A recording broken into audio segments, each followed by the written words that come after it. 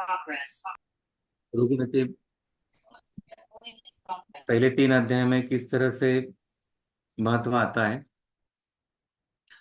रुग्ण परीक्षा और योजना करने के लिए।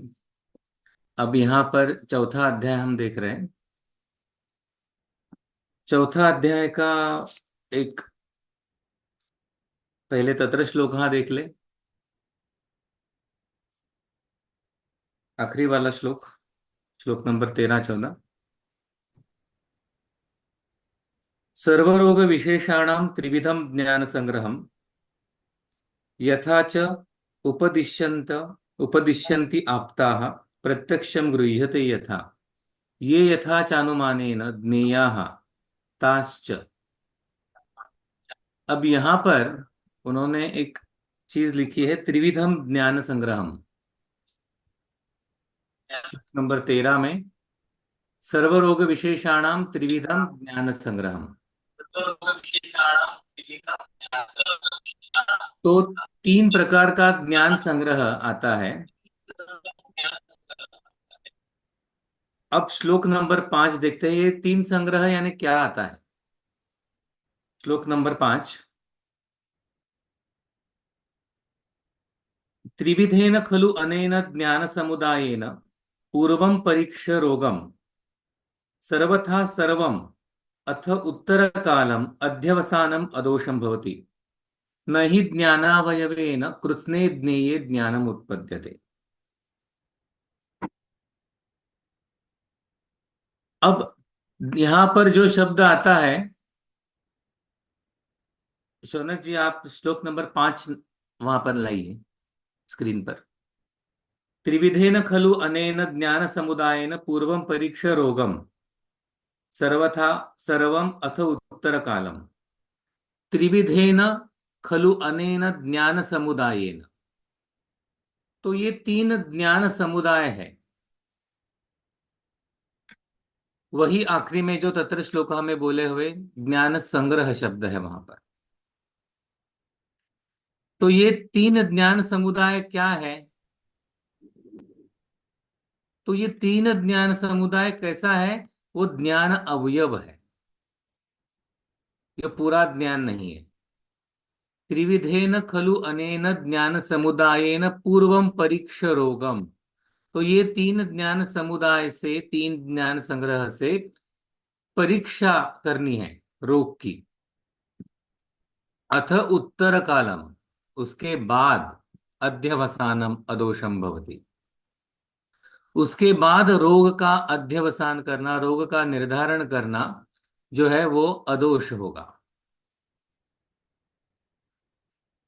तो 3 परीक्षाएं जो है ये प्रत्यक्ष, अनुमान और आप्त,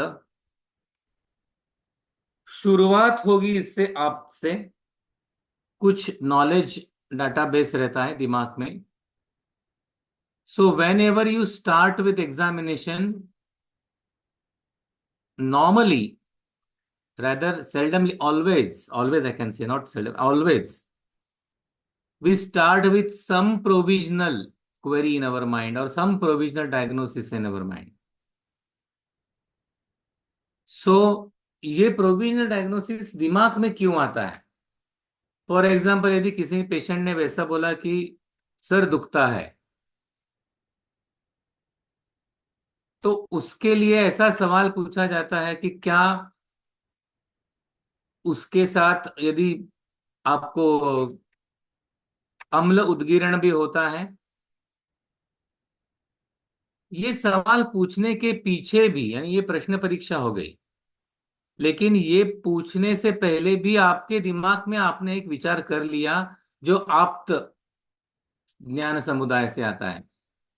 ये दैट इज प्रोविजनल डायग्नोसिस। ये जो दिमाग में आता है आपको, ये पहला डाटा है आपके दिमाग में। वो डाटा आपके दिमाग में जो है वो पूछता है कि ये जो हेडेक है वो अम्ल पित्त से है क्या। यदि पेशेंट बोलता है नहीं, क्या सर्दी खांसी होती है, यहाँ भ्रू के प्रदेश में आपको शूल शूल होता है, नहीं या हाँ, यानी ये प्रश्न पूछने से कारण, पूछने का कारण भी आपका एक ज्ञान समुदाय है। दैट इज आप्त प्रमाण। आप्तोपदेश से यानी ज्ञान जो है, ग्रंथ पढ़ने के बाद आपके दिमाग में कुछ चीजें ज्ञान समुदाय के तौर पर उपस्थित है, तो वो जो ज्ञान समुदाय है, वो ज्ञान समुदाय आप्तोपदेश से है। तो त्रिविधेन खलु अनेन ज्ञान समुदायेन, इसका मतलब ही ऐसा है कि तीन पद्धति के डाटा, तीन पद्धति के इंफॉर्मेशंस आपके पास हैं, और ये इंफॉर्मेशन को आप दिमाग में रखकर सर्वथा सर्वम, सब प्रकार से और सभी के सभी जो कुछ आप कर सकते हो, जिस पद्धति से आप परीक्षा कर सकते हो, इस सर्वथा सर्वम का जो भी है, वहां पर भी एक नीचे ही टीका आपको मिलेगा। अम, यानी ये शायद इसी में है। हाँ, जो तत्र श्लोका की टीका है, बाद में पढ़ लीजिए उसके भी, या यहाँ अभी ला सकते हैं तो भी चलेगा। अथ इति, अथ प्रत्येक शब्दादि विषयांतरम, क्योंकि एक एक जो परीक्षा है, हर हर जगह सर्व परीक्षा नहीं कर सकते।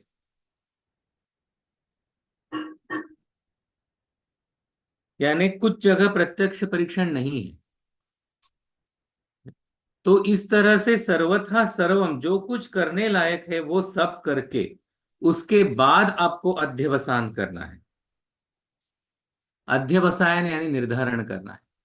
तो तीन पद्धति के इंफॉर्मेशन सेट्स आपके पास आएंगे, आपके दिमाग में हो जाएंगे, और उससे आपको ज्ञान यानी नॉलेज, कंक्लूजन कुछ निकालना है कि ये पित्त प्रकोप है, ये वात प्रकोप है, ये शिरक प्रदेश में है, ये नाभि में है, ये साध्य है, ये असाध्य है, इसकी चिकित्सा ऐसी करनी है, वैसी करनी, जो कुछ भी हो।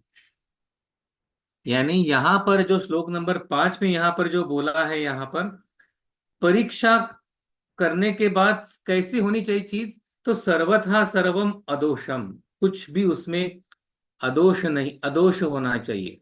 सर्वथा सर्वम परीक्ष रोगम, उत्तर कालम अध्यवसानम अदोषम भवति, नहीं ज्ञानावयवेन, क्योंकि एक एक परीक्षण जो है, यानी आपने पूछ लिया शिरशूल है, आपने परीक्षण कर लिया सिर्फ उदर दार्ढ्य है, या आपने पूछ लिया अम्ल उद्गीर्ण है, या मल प्रवृत्ति नहीं है, या भ्रू प्रदेश में शूल है नहीं है, एक ही चीज को जानकर आप यदि रोग का निर्धारण करते हो, तो वो सदोष होता है। इसी का नेक्स्ट लाइन है, त्रिविधे तो अस्मिन् ज्ञान समुदाये पूर्वम आप्तोपदेशात् ज्ञानम, नहीं यहीं पर है, यही नीचे वाला ही लाइन है, त्रिविधे तो अस्मिन् ज्ञान समुदाये पूर्वम आप्तोपदेशात् ज्ञानम ततः प्रत्यक्ष अनुमानाभ्याम परीक्षा उपपद्यते। तो आप्तोपदेश आपके पास बेसिक डाटाबेस है, उसके बाद प्रत्यक्ष और अनुमान से कुछ आपको इंफॉर्मेशन सेट मिल गया, वो फिर से आपने आप्तोपदेश के साथ जोड़ा कर आपने संप्राप्ति का ज्ञान कर लिया। हमेशा ये समझिए कि परीक्षा जो कुछ है, वो परीक्षा का एक परीक्षण करने के लिए एक इस तरह से दृष्टिकोण दिया गया है, मॉडर्न क्लिनिकल एग्जामिनेशन के पॉइंट ऑफ व्यू, कि आपको परीक्षा का प्रयोजन क्या है। परीक्षा का प्रयोजन व्याधि निदान, इस तरह से जो एक कल्पना लाई गई है। लेकिन आयुर्वेद में परीक्षायास्तु खलु प्रयोजनम प्रतिपत्ति ज्ञानम, चरक विमान स्थान, श्लोक नंबर 8, चरक विमान स्थान 8वां अध्याय, श्लोक नंबर 132।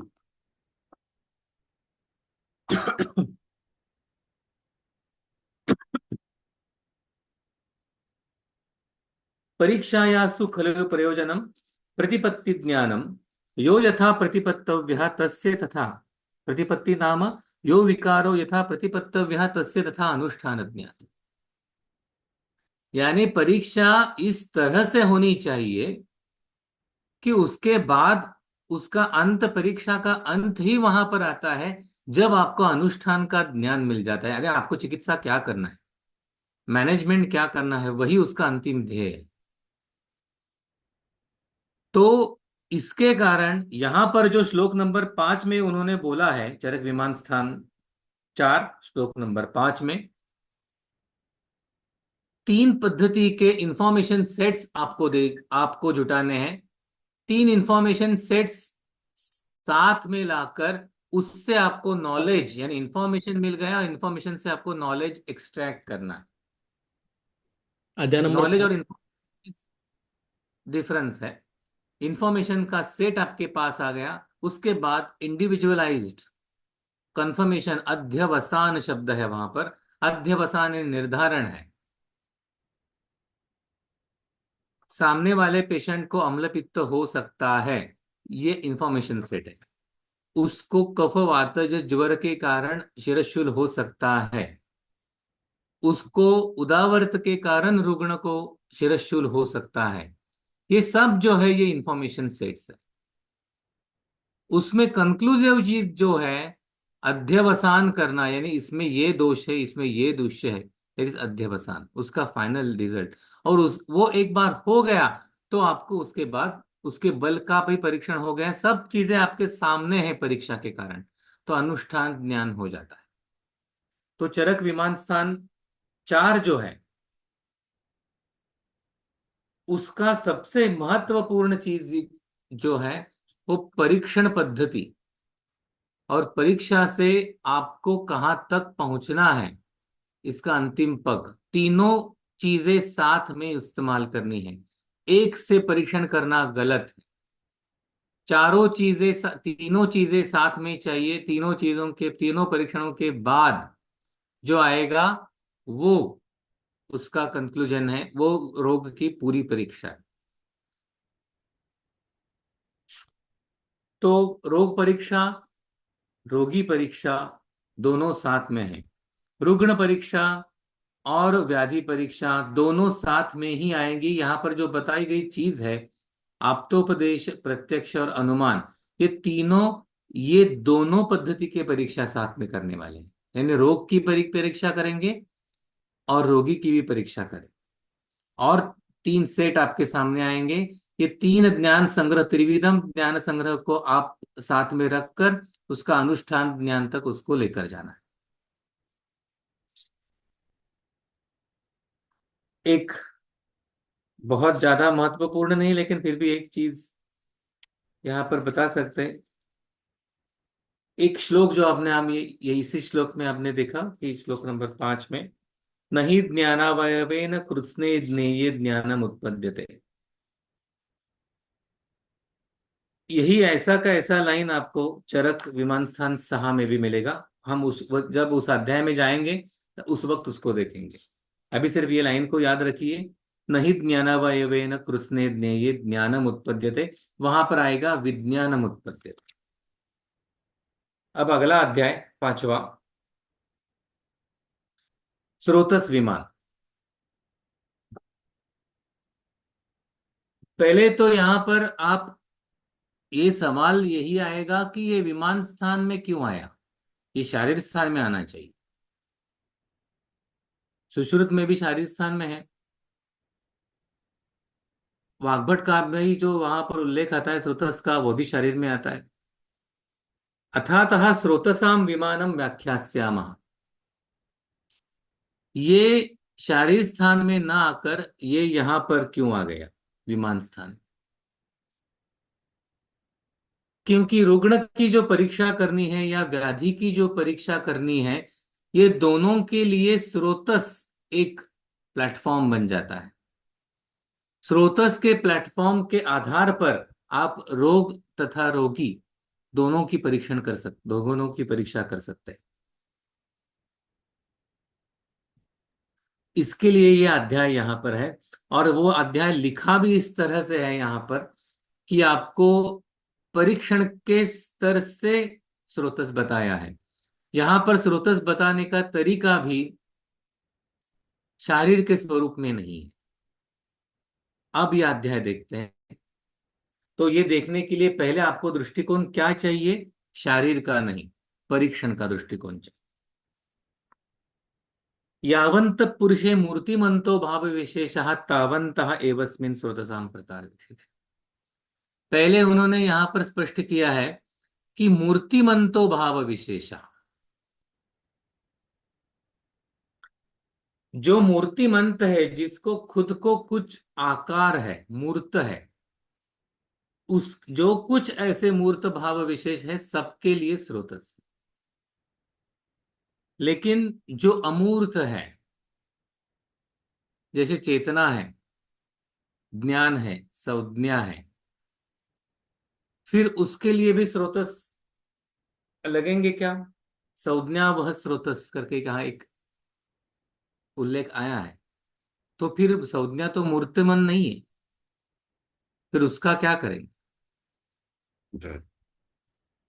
इसका उत्तर एक बार इसी अध्याय में 7वें श्लोक पर जाएंगे। तेषाम तो खलु स्रोतसाम यथा स्थूलम, आगे जाकर वात पित्त श्लेष्मणाम पुनः,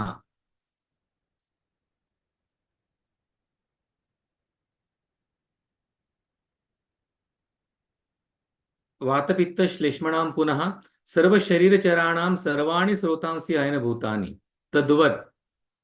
यानी क्या बोला यहां पर? वात पित्त श्लेष्मा, इसका अलग से स्रोतस नहीं बताया है। क्यों नहीं बताया? क्योंकि वो सर्वगतत्वात् सर्वसरत्वात् सर्व शरीर चराणाम सर्वाणि स्रोतांसि अयन भूतानि, जो वात पित्त कफ है वो सर्व शरीर में है ही, तो सब सभी जगह वो जा सकते हैं, इसलिए सब शरीर ही उसका स्रोत है, जैसे ही अयन भूतानि तद्वत्। अतीन्द्रियाणाम पुनः सत्वादीनाम केवलम चेतनावत शरीरम अयन भूतम अधिष्ठान भूतम च। इसलिए जो मूर्तिमंत भाव नहीं है, तद्वत अतीन्द्रियाणाम पुनः सत्वादीनाम केवलम चेतनावत शरीरम, पूरे चेतना इससे युक्त वाला जो शरीर है, वहां पर पूरा का पूरा शरीर वो अतीन्द्रिय लोगों, अतीन्द्रिय भावों के लिए है ही, अधिष्ठान भूतम। इसलिए उसके लिए जरूरी नहीं है कि उसके अलग स्रोतस बोले। इसलिए परीक्षण करने के लिए जो मूर्तिमंत भाव है उसका ही स्रोतस सिर्फ यहां पर उन्होंने बोला है। और मूर्तिमंत भाव विशेष जितने जितने हैं सबके स्रोतस रहते ही है।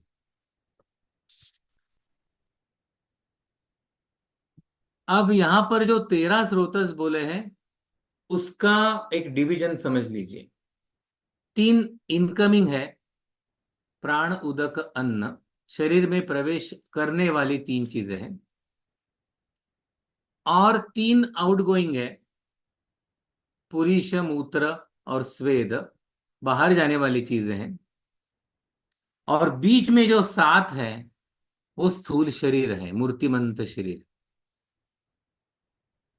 तो 3 इन, 3 आउट और बीच में 7 शरीर का।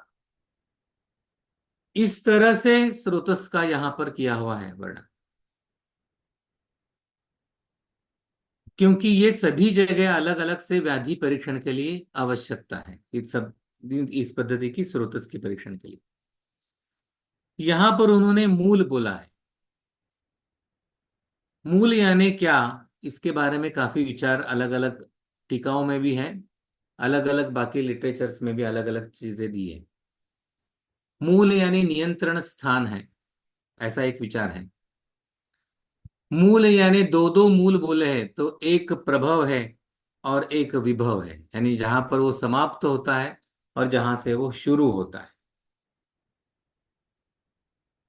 लेकिन यहां पर जो कुछ मूल आप देखोगे तो वो वहां पर किस तरह से जुड़ेगा, इसका लॉजिक नहीं लगेगा। प्राणवाहनाम स्रोतसाम हृदय मूलम महास्रोतश्च, मांसवाहनाम स्रोतसाम स्नायुर्मूलम त्वक्च,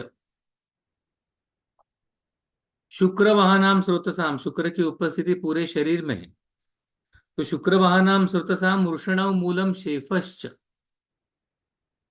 तो ये अलग अलग इसको नियंत्रण स्थान कैसे बोल सकते हैं? ना इसको प्रभव और विभव की तरह से देखकर भी उसका कुछ उपयोग आएगा। लेकिन ये विमान स्थान जो है, विमान स्थान रोग की परीक्षा के लिए है, यदि इसका ध्यान रखें हम, तो अब समझ में आ जाएगा कि जो कुछ मूल स्थान बोले हैं वो मूल स्थान परीक्षण स्थान है उस स्रोतस के। तो परीक्षण करने के लिए किस तरह से उसका प्रयोग करें, ये समझने का हेतु है। तो जो कुछ मूल स्थान यहाँ पर स्रोतस के बताए गए हैं वो सब वो स्रोतस के लिए परीक्षण स्थान है। अब और एक यहाँ का एक भाग स्रोतस का श्लोक नंबर 9 में है।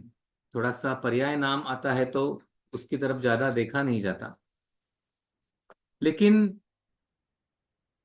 पर्याय नाम जो है वो उसका स्वरूप प्रकट करता है स्रोतस का। स्रोतांसी सिराः धमन्यः रसायन्यः रसवाहिन्यः नाड्यः पंथानः मार्गाः शरीर छिद्राणि संवृत असंवृतानि स्थानानि आशयः निकेताश्च इति शरीर धात्वावकाशानां लक्षालक्षाणां नामानि भवन्ति। अब यहाँ पर ये जो सब पर्याय नाम दिए हैं उन्होंने,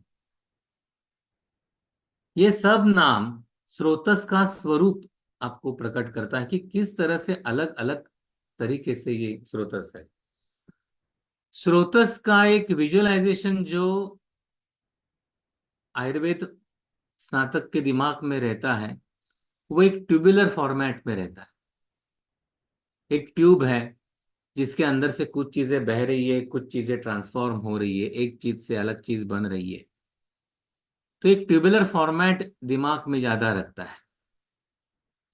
लेकिन यहां पर जो बोला है उन्होंने, स्रोतांसी सिराहा धमन्यः रसायन्यः रसवाहिन्यः नाड्यः पंथानः, अब ये हो गया पाथ, मार्गः पथ है यानी जाने वाला रास्ता, वे, शरीर छिद्राणि द पोर्स ओनली, संवृत असंवृतानि, संवृत असंवृत का भी टीका जो चक्रपाणि ने किया है उससे थोड़ा सा सहमत होना मुश्किल है।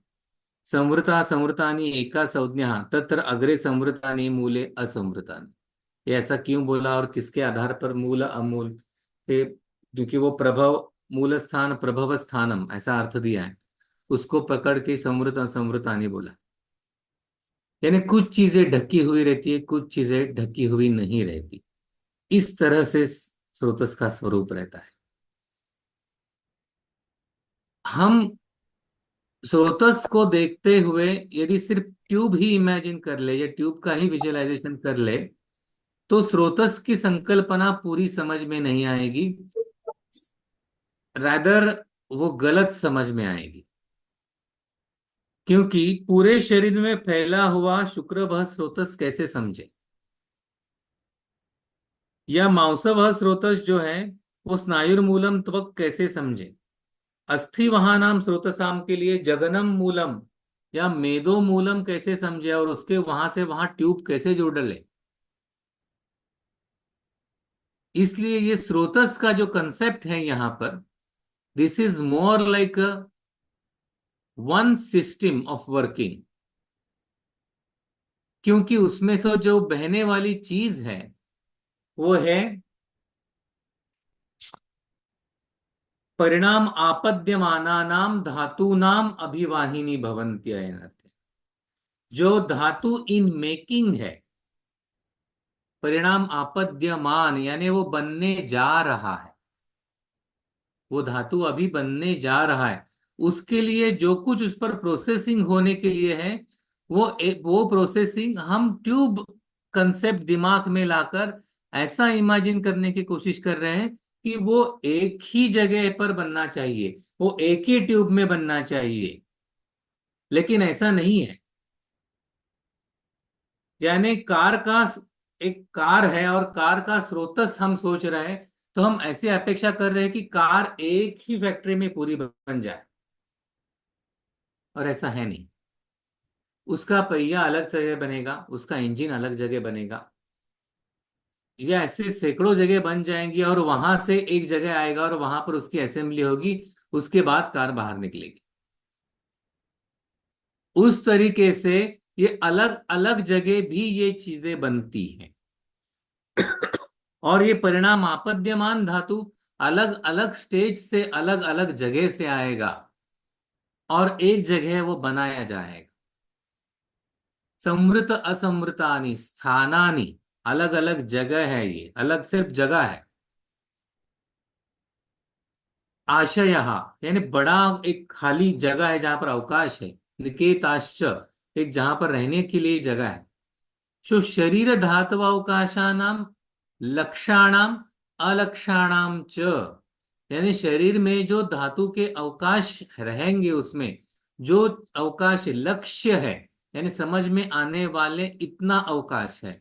और अलक्षाणाम शरीर धातव अवकाशानाम, यानी जहां पर समझ में नहीं आने वाला ऐसा धातु अवकाश है। और इसके विजुअलाइजेशन को मैं आपको इंप्रूव करने के लिए कुछ चीजें बताता हूं। यानी ऑस्मोसिस है, सेल्यूलर, एक सेल से कुछ चीजें बाहर सिक्रीट होने वाली है, वो भी श्रवण ही है जो इंट्रासेल्युलर स्पेस में जाएगा।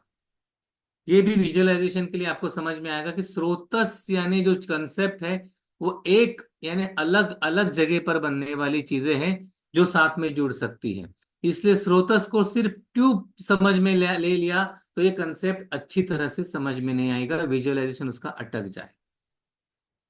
और स्रोतो रोध होता है तो क्या होता है, एक जगह वहां पर कार बनने के लिए जो एक सिर्फ चिप चाहिए छोटी, लेकिन वो नहीं मिल रही है, बाकी सब तैयार हो गया लेकिन कार चालू नहीं होगी, वो उसी स्टेज में अटक जाएगा, परिणाम आपद्यमान में ही अटक जाएगा। तो ये जो अटकना है, ये अटकना आम है, उसको परिणत पूरा नहीं हो पाया। वो कुछ तो दौर्बल्य रहेगा कि जो शरीर धारण के लिए जितना उपयुक्त होना चाहिए उस तरह से धातु में बना नहीं वो। ये जो है ये स्रोतस कंसेप्ट क्लियर होने के बाद ही क्लियर हो सकता है। इसलिए ये परीक्षण के लिए विमान स्थान में। और उसके ये कंसेप्ट क्लियर हो गया तो उसके बाद ये जब आप अध्याय पढ़ोगे तो उसके कारण आपको अच्छी तरह से ये कंसेप्ट, और ये परीक्षा के लिए क्यों, परीक्षण की पद्धति के लिए ये दिया हुआ अध्याय विमान स्थान में। तो इसके पढ़ने के लिए जो आप फर्स्ट ईयर में जब पढ़ते हो शारीर में, वही विजन लेकर ये चरक विमान स्थान में नहीं पढ़ना। ये जो विजन है यहाँ पर जरूरी है वो परीक्षण के लिए। परीक्षण किस तरह से करना है, क्या क्या करना है। तो ये पांचवा अध्याय का एक महत्व आ गया। अभी सिक्स्थ अध्याय,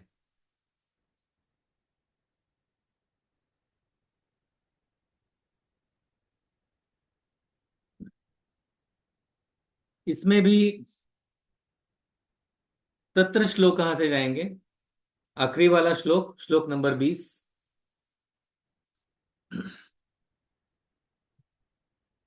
तत्र श्लोकः प्रकृत्यंतर भेदेन रोगानीक विकल्पनम परस्पर अविरोधश्च सामान्यम रोगदोषयोः दोष संख्या विकाराणाम एकदेशः प्रकोपणम जरणं प्रति चिंता च कायाग्निर्दुक्षणानि च नराणां वातलादीनां प्रकृति स्थापनानि च रोगानिके विमाने अस्मिन् व्याहृतानि महर्षिणा। यहां जो पहला आया हुआ जो है प्रकृत्यंतर भेदेन, और फिर से एक प्रकृति शब्द आता है आखिरी वाले श्लोक में, प्रकृति स्थापना नीच।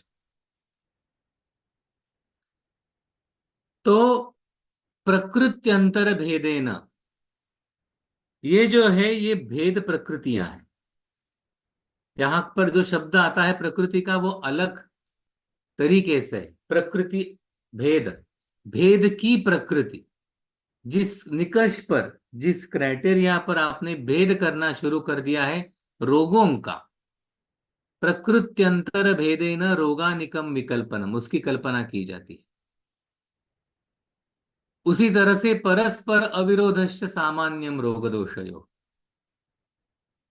ये हम शुरू में आप देखा, और आखिरी वाला जो प्रकृति शब्द आता है वो वातल आदि नाम प्रकृति, ये वातल प्रकृति वाले जो शब्द है उसके हिसाब से अलग शब्द है प्रकृति। अब ये श्लोक नंबर 1 में जाएंगे। जो भेद प्रकृति जो यहाँ पर तत्र श्लोक आया है में आया है, वो यहाँ पर आपको दिखाई देगा। श्लोक नंबर 3, ये बीचों बीच आपको दिखाई देगा। ये जो निकष है दिए यहाँ पर दिए हुए, प्रभाव भेदेन, बल भेदेन, अधिष्ठान भेदेन, निमित्त भेदेन, आशय भेदेन, एवं एतत् प्रभाव बल अधिष्ठान निमित्त आशय भेदात द्वैधम सत भेद प्रकृत्यंतरेण। ये भेद प्रकृति में बता रहा हूं जो तत्र श्लोका में उन्होंने दिया है, दैट इज भेद प्रकृति। भेद प्रकृति अंतरेण विद्यमाना अथवा अपि संधीयमाना स्यात् एकत्वम बहुत्वम वा। यह अध्याय बहुत दिलचस्प और बहुत मौलिक विचार वाला अध्याय है, रोगानिक विमान। जब किसी भी भेद को यहां पर बोला है तो एक भेद दूसरे भेद को काटने के लिए नहीं। जब प्रभाव भेद से मैं ऐसा बोलता हूं कि साध्य और असाध्य है, और बल भेद से जब मैं बोलता हूं मृदु है या दारुण है, इसका मतलब ऐसा नहीं है कि मैं पहले वाले भेद को यानी साध्य असाध्य को टाल रहा हूं। ये व्याधि मृदु है लेकिन ये असाध्य हो सकता है, ये दारुण व्याधि है लेकिन ये साध्य है, ऐसा हो सकता है। क्योंकि व्याधि का खुद का बल जो है वो मृदु दारुण है, और उसका चिकित्सा का जो प्रभाव है चिकित्सा के हिसाब से वो साध्य साध्य है। यानी भेद प्रकृति को आप समझो, एक भेद प्रकृति से मिलने वाला व्याधि का ज्ञान अलग है, और अलग प्रकृति से मिलने वाला व्याधि दूसरे भेद प्रकृति से मिलने वाला ज्ञान अलग है। इसलिए भेद प्रकृतियां जो है वो एक दूसरे को काटने के लिए नहीं है, बल्कि वहां पर व्याधि के बारे में एक कुछ बहुत दिलचस्प चीज आपके सामने लाने के लिए है। इसलिए रोगानिक भेद जो यहां पर दिया हुआ है, व्याधि का भेद, व्याधि का एक विशेष ज्ञान आपके सामने लाया जाता है रोगानिक के हिसाब से। इसलिए पहले लेक्चर में भी इसके मैंने एक अध्याय का नाम लिया था, शायद आपने वो पढ़ा होगा, भेषजावचारणी अध्याय अष्टांग संग्रह का। उस अध्याय का भी शुरुआत, उसके अध्याय की भी शुरुआत इस तरह से भेदों से होगी। स्वभाव बल प्रवृत्त, क्या मिल गया ज्ञान उससे? हर एक भेद का जो निकष है, जो भेद की प्रकृति है, वो आपके सामने एक टिपिकल पॉइंट वो व्याधि के बारे में लाकर खड़ा कर देती है। आमाशय समुत्थ पक्वाशय समुत्थ, आशय भेद से हो गया। तो जब आमाशय समुत्थ बोलेंगे तो उसके कारण आपको एक वैशिष्ट्यपूर्ण वो व्याधि का मिल गया। यानी वो आमाशय समुत्थ है, स्वधातु वैषम्य है, वो मृदु है, वो मनोअधिष्ठान से भी शायद उत्पन्न हुआ है, मनोअधिष्ठान में है वो व्याधि, लेकिन है वो आमाशय समुत्थ, और है वो साध्या साध्य, यानी सब चीजें अलग अलग है। दीज आर नॉट और, एक तो प्रभाव भेद से समझ लो, एक तो बल भेद से समझ लो, ऐसा नहीं है। दिस इज एंड, प्रभाव भेद एंड बल भेद एंड अधिष्ठान एंड निमित्त एंड आशय। तो अलग अलग चीजें आप एडअप करते जाओगे तो आपका जो ज्ञान समुदाय है वो बहुत पुष्ट होगा, आपको काफी ज्ञान उसके बारे में मिल जाए। इसलिए ये पूरे अध्याय में उन्होंने जो बोला है कि अलग अलग जगह ग्रंथ में आपको अलग अलग तरीके से भेद करके दिए हुए व्याधि का। तो व्याधि की बिल्कुल एक एक कला, कला को जानने के लिए, एक एक शेड को जानने के लिए जो जो भेद प्रकृति बोली है, वो भेद प्रकृति का ही अलग अलग तरीके से यहाँ पर उपयोग होता है। परस्पर अविरोधश्च, ये परस्पर विरोध करने वाले नहीं है, ये नॉलेज ऐड करने वाली भेद प्रकृति रहती है। यहां पर क्या क्या बोला है उन्होंने? शारीर मानस एक प्रकृति भेद है, साध्या साध्यता और मृदु दारुण ये भेद आपको में दिखाई देगा। चरक विमान वाग्भट सूत्र स्थान 18,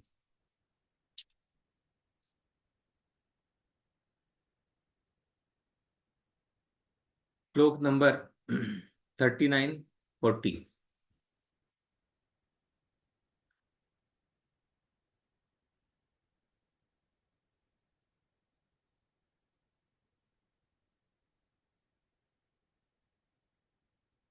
सुसाध्योपि कृतम येषु येषु कर्म यात्रा करम भवेत्, सन्ति चाप्य अपरे रोगा येषु कर्म न सिद्ध्यति, अपि यत्न कृतं बालैः न तान विद्वान् उपाचरेत्, साध्यश्च एवापि असाध्याश्च व्याधयः द्विविधाः स्मृताः। कैसे हो गए ये व्याधि? द्विविध हो गए। श्लोक नंबर 40 लाना है, सूत्र स्थान 18, सूत्र स्थान 18, श्लोक नंबर 40-41। सर संग्रहाचा का? नहीं नहीं, चरक ओ सॉरी, 18 ना? 18th अध्याय, सूत्र स्थान 18th अध्याय, श्लोक नंबर 40, 40। हम्म। संति ही अपरे रोगा येषु कर्म न सिद्ध्यति, अपि यत्न कृतं बालैः न तान विद्वान् उपाचरे, साध्याश्चैव असाध्यश्च व्याधयः द्विविधः स्मृता। देखिए यहाँ पर क्या होगा, साध्य और असाध्यश्च व्याधयः द्विविधः स्मृता, मृदु दारुण भेदेन ते भवन्ति चतुर्विधा। ये जो द्विविध है वही अब आप इसमें फिर से मृदु दारुण ऐड कर दोगे तो ये हो जाएंगे चतुर्विधा। त एव अपरिसंख्यया विद्यमाना भवन्ति ही, इसका अगला श्लोक ये, त एव अपरिसंख्यया विद्यमाना भवन्ति ही, रुजावर्ण समुत्थान स्थान संस्थान नाभि व्यवस्था करणम तेषाम यथा स्थूलेषु संग्रह। इसका ही नेक्स्ट अध्याय, नेक्स्ट श्लोक है, बस नेक्स्ट करो उसको। हाँ, नीचे नीचे लेकर जाओ, नेक्स्ट श्लोक, डबल वाला, डबल वाला। हाँ करेक्ट। तएव अपरिसंख्यया विद्यमाना भवन्ति ही, रुजावर्ण समुत्थान स्थान संस्थान नामभिः व्यवस्था करणम तेषां यथा स्थूलेषु संग्रहम प्रकृति सामान्यम विकारेषु उपदिश्यते। तो ये जो है, इस तरह से अलग अलग तरीके से विकार को जानना, क्योंकि ये असंख्य ही है तो उसमें अलग अलग शेड आने ही वाले हैं। तो फिर से चरक विमान स्थान 6 में यहां पर क्या क्या भेद उन्होंने लाए हैं, एक शारीर मानस हो गया, उसी तरह से अभी अगला जो आएगा श्लोक नंबर 11, अनुबंध्य अनुबंध कृतो विशेषः स्वतंत्र व्यक्तलिंगो अयथोक्त समुत्थान प्रशमो भवति अनुबंधः। फिर से इसी तरह से वो भेषज अवचारणीय में ही फिर से यही विषय आता है, स्वतंत्र परतंत्र अनुबंध अनुबंध। क्योंकि व्याधि की ये जो सब लेबल्स हैं, ये जो शेड्स है, ये नहीं जाने तो योजना गलत हो जाती है। यदि आपको चिकित्सा अनुबंध की करनी है तो अनुबंध्य या अनुबंध, इसका भेद आप नहीं जान सकोगे तो आप स्वतंत्र की जगह परतंत्र की चिकित्सा शुरू कर दोगे, तो जो कुछ आपको फल मिलेगा वो सिर्फ तात्कालिक मिलेगा, दीर्घकालीन नहीं मिलेगा। और उसके आगे जो भेद दिए हैं उन्होंने, वो भेद अग्नि भेद और प्रकृति भेद, ये भी व्याधि शेडिंग एक, यानी आपको प्रकृति स्थापन करनी है तो आप प्रकृति स्थापन किसकी करनी है, यानी को जो प्रकृति है, वात प्रकृति के रुग्ण को वात प्रकृति कर लेकर जा सकते। उसको साम्य स्थापन करना है तो जो चिकित्सा बोली है वात की, वो यापन की तरह करनी ही पड़ेगी कि वातल, वातल जो है वो सदा तुर ही है, वातलाद्या सदा तुरा। पित्तल जो है वो उसकी खुद की बीमारियां, खुद की जो प्रकृति स्थापन होने के बाद भी जो कुछ पित्त के लक्षण उसमें रहने वाले हैं वो रहने ही वाले। इस तरीके से इस यानी छठे अध्याय में रोगानिक विमान में क्या बोला है, तो भेद प्रकृति का ज्ञान जानकर व्याधि के अलग अलग तरीके से ज्ञान कर लो, और अलग अलग तरीके से व्याधि की परीक्षा करनी चाहिए। इसके अलग अलग तरीके से भेद उन्होंने 6 बोले हैं, उसके आगे भी जाकर उन्होंने 3 4 बोल के रखे, तो टोटल मिलकर यहाँ पर 7 अलग अलग प्रकृतियां आ जाती हैं। ये जो पहले वाले हो गए 5, उसके बाद अनुबंध अनुबंध हो जाते हैं, उसके बाद अग्नि, और उसके बाद प्रकृति। ये सब जो है वो भेद प्रकृतियां हैं अलग अलग तरीके से। अब इसके आगे वाला जो है वो है व्याधित रूपीय।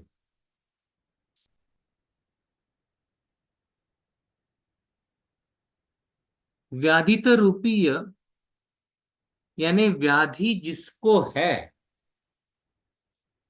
वो एक जीवंत व्यक्ति है, चेतनावान, इच्छा द्वेष सत्व सब चीजें उसमें साथ में है उसके। इसलिए वहां पर जो दिया हुआ शब्द है गुरु व्याधित और लघु व्याधित शब्द वहां पर दिया है उन्होंने।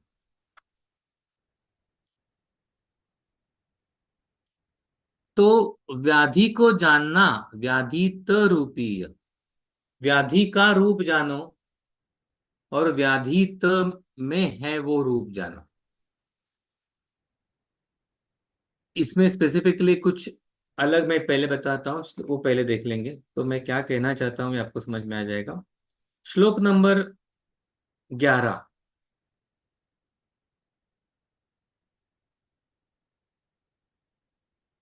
सबसे आखिरी वाली लाइन, चिकित्सितम अपि एषाम कुष्ठैः समानम तद उत्तर कालम उपदिक्षाम। यानी शोणित जो कृमि के बारे में ये शब्द यहाँ पर आया। ये सब चीजें जो है यहाँ पर, यानी आगे जाकर यहाँ पर कृमि का वर्णन आता है, शुरू में गुरु व्याधित लघु व्याधित आता है। यानी व्याधि जो है वो व्याधि का, व्याधि के स्वरूप को जानने के लिए जो दिख रहा है उससे भी अलग चीजें वहां पर उपस्थित हो सकती है। व्याधित रूपीय यानी उस तरह जिस तरह से दूसरे व्याधि के तरह से वो प्रेजेंट होता है, या व्याधि का जो प्रेजेंटेशन आता है वो अलग तरीके से आता है। बहुत दुख रहा है ऐसा बोलता है, लेकिन वो व्याधि तो जो है वो ही खुद खुद अल्प बल है, इसलिए वो बोलता है कि बहुत ज्यादा दुख रहा है और उसके लक्षण बहुत बड़ा चढ़ा कर बताया जाता है। उसी तरह से जो अच्छे सत्व वाला है वो बोलता है कि नहीं, कुछ बहुत ज्यादा तकलीफ नहीं हो रही, और आपके सामने जो व्याधि आता है वो बहुत लघु स्वरूप से आता है, लेकिन वो उसके सत्व बल के कारण वो उसको सह लेता है। तो जो कुछ बताया जा रहा है और जो खुद व्याधित है उसमें जो व्याधि की उपस्थिति है उसका रूप अलग है। ये अलग रूप अच्छी तरह से जानने के लिए यहाँ पर और एक उसका वर्णन आता है जो कृमि में है। कृमि आपके सामने प्रेजेंट होते वक्त बहुत अलग तरीके से प्रेजेंट हो सकता है। एक कुष्ठ की तरह हो सकता है, ये वात व्याधि की तरह हो सकता है, ये अम्ल पित्त की तरह हो सकता है, ये अजीर्ण की तरह हो सकता है, ये अर्श की तरह हो सकता है, ये ग्रहणी की तरह हो सकता है, ये स्थौल्य की तरह हो सकता है, ये कार्श की तरह हो सकता है। तो आपके सामने आने वाला जो उसका रूप है वो रूप सिर्फ देखकर आप यदि निदान करोगे तो गलत होगा। आपको व्याधित रूपी है यानी आपको टिपिकली पूरे का पूरे उसको संप्राप्ति को ठीक से जानना है। तो क्या क्या खबरदारी रखनी पड़ेगी ये इस अध्याय में आता है। इसलिए गुरु व्याधित लघु व्याधित करके जो आप गलती करते हो वो विदित वेदितव्यास्तु, श्लोक नंबर 4।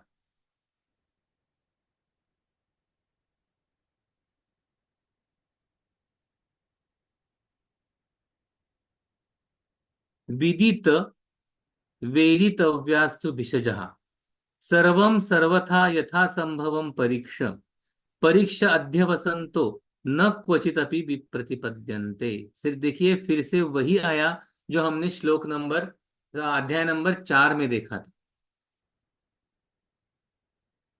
यहाँ क्या हो गया, एक ही लाइन उससे पहले भी देख लेते हैं। एवं अवयवेन ज्ञानस्य कृत्स्ने ज्ञेये ज्ञानम अभिमन्यमानाः परिस्खलन्ति।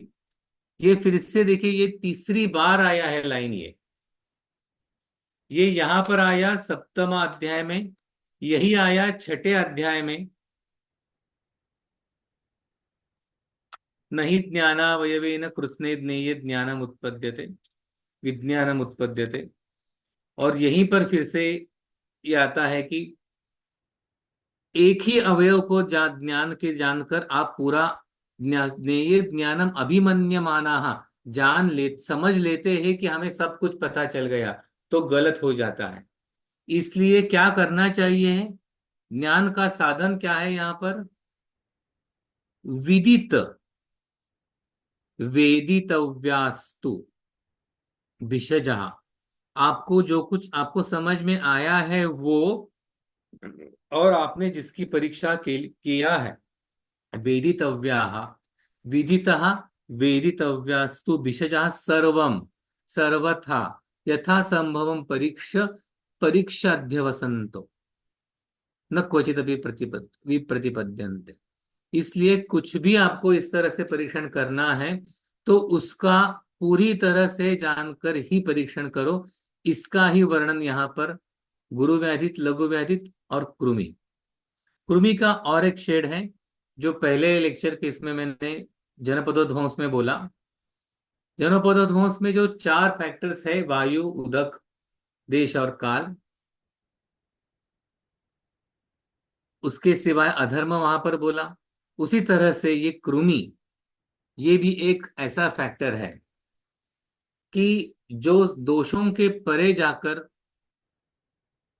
जानना जरूरी है। कृमि व्याधि करेंगे दोष के माध्यम से ही, लेकिन कृमि ये कारण हमने नहीं जाना तो उसकी चिकित्सा हम वात पित्त कफ की ही करते रहेंगे, और उसका जो कारण है कृमि वहां पर, वो हमेशा वो दोष बनाता ही रहे। इसलिए जब तक कृमि उसका कारण है ऐसा ना समझ ले और उसकी अजीर्ण की चिकित्सा करते जाए तो वो ठीक नहीं होने वाला। उसी तरह से कुष्ठ की चिकित्सा कर रहे हैं लेकिन आपको कृमि उसका मूलभूत हेतु है ये पता नहीं चला, तो कृमि की चिकित्सा ना करते हुए कुष्ठ की चिकित्सा हो नहीं पाएगी।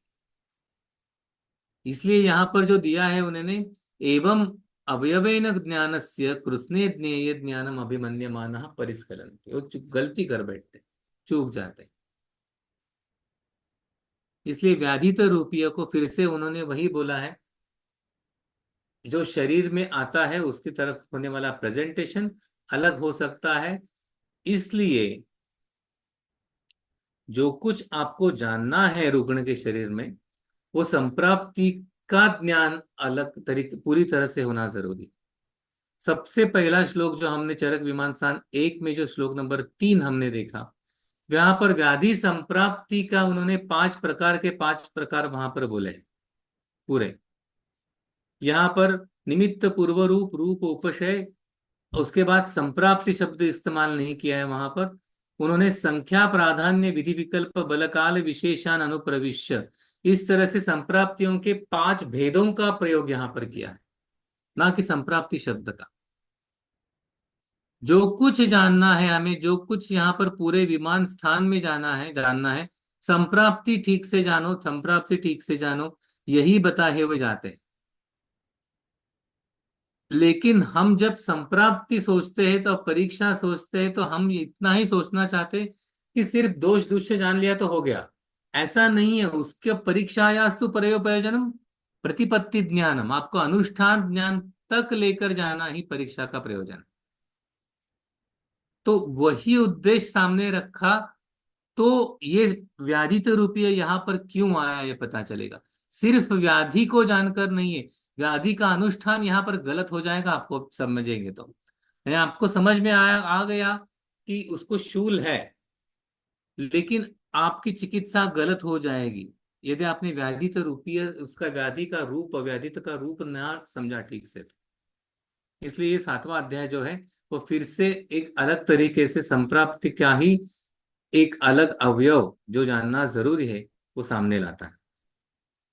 अब आखिरी वाला अध्याय, चरक का सबसे बृहत अध्याय, बहुत कंसाइजली मैं बताऊंगा अभी, टू मच कंसाइज्ड। रोग भिषक जीतियम विमानम। रोग भिषक जीतियम विमानम, रोग को जीतने के लिए और भिषक को भी जीतने के लिए क्या करना जरूरी है। इसमें सबसे इंपॉर्टेंट श्लोक जो है वो श्लोक नंबर 6 है। वो हमेशा ध्यान में रखोगे तो ये पूरा अध्याय, और पूरे अध्याय अध्याय के पढ़ते वक्त इसका ध्यान नहीं भूलोगे तो ये उसका उद्देश्य समझ में आ जाएगा। ज्ञान के क्या उपाय है, तत्र उपायान अनुव्याख्यास्यामः, अध्ययनम अध्यापनम तद्विद्य संभाषा च इति। जो कुछ इस अध्याय में है वो ज्ञानोपाय बोले हैं। अध्ययनम अध्यापनम तद्विद्य संभाषा च, ये पूरा निर्देश चतुष्क का पूरा सार यहाँ पर आता है। या ऐसा बोल सकते हैं कि पूरा विमान स्थान का सार निर्देश चतुष्क में जाता है, ऐसा भी बोल सकते। अध्ययन अध्यापन और तद्विद्य संभाषा, अलग अलग तरीके से व्याधि को समझाया जा सकता है, समझा जा सकता है। रोग को समझाया जा सकता है, समझा जा सकता है। इसलिए रोग को जीतना है तो क्या क्या ज्ञान आपको पूरा चाहिए, वो सब की सब चीजें इस अध्याय में आएंगी। तो ज्ञान पूर्वकम ही कर्म समारंभम प्रशंसन्ति कुशला। तो पहले आपको जो कुछ ज्ञान लाना है, श्लोक नंबर 68,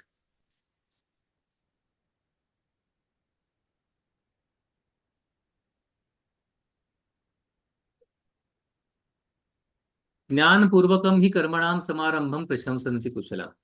आपको कर्म यानी क्या कर्म शुरू करना है यहाँ पर, चिकित्सा कर्म शुरू करना है।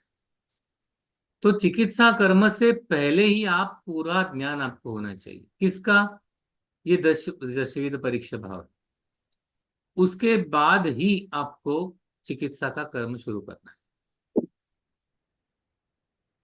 तो ज्ञानार्थम विषजाम ज्ञानार्थम उपदीक्षामः, ऐसे ये 10 चीजें, ये 10 चीजों को अच्छी तरह से जानने के बाद ही चिकित्सा शुरू करनी।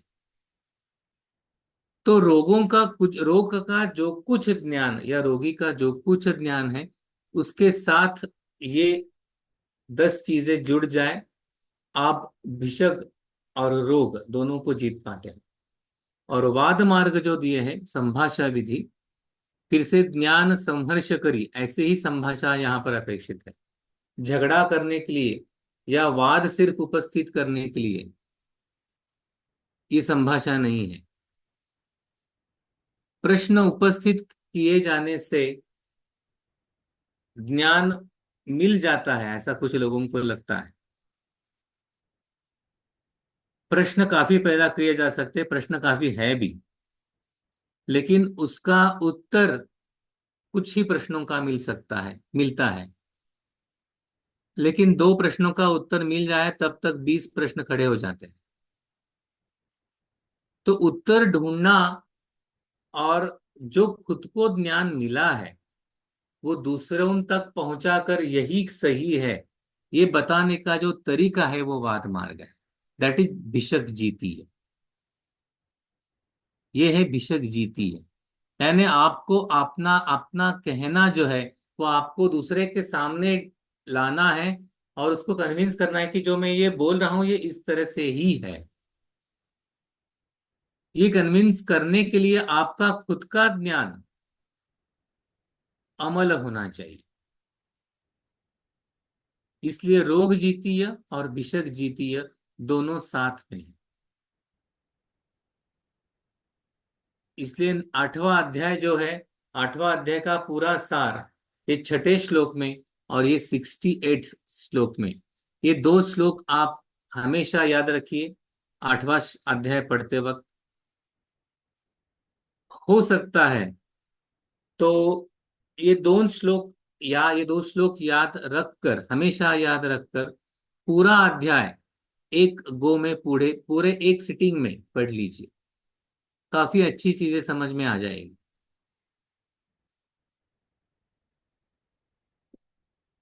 ऑल द बेस्ट आप सबको। विमान स्थान का आगे भी कुछ लेक्चर्स डिटेल्स में उसका अर्थ, उसकी टीका विस्तार से बताने के लिए शायद की जाने वाली है। तो उसकी उसके आपकी पढ़ाई जारी रहे। आपको बहुत सारी शुभकामनाएं। और वैद्य शौनक जी, बहुत धन्यवाद। Thank you so much sir. तुम्ही वेळात वेळ काढून हा अध्याय आणि हे सत्र घेतलं. ह्यापुढे आपण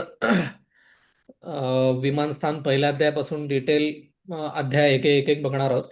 पुढच्या शुक्रवार म्हणजे आता येत्या शुक्रवारपासून आपण शरक विमान एक अध्याय आपण सुरू करणार आहोत. त्याचं डिटेल्स जे असतील ते सगळे ग्रुपवरती आपल्या मी कळवतो. Thank you. Thank you sir.